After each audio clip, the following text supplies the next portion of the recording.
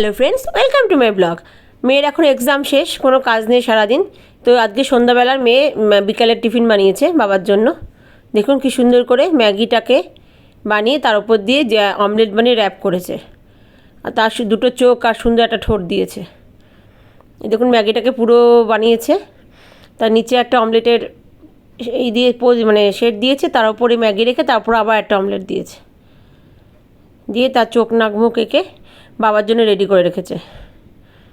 এই যে পুরো ম্যাগিটা আছে এখানে, নিচে একটা অমলেটের আছে।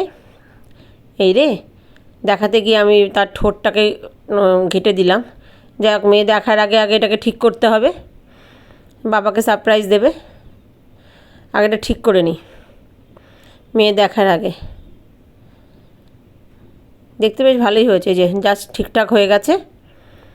এখন বাবা আসছে, বাবাকে খবর দেওয়া হয়েছে টিফিন খেতে আসার জন্য, তারপর বাবাকেও সারপ্রাইজ দেবে।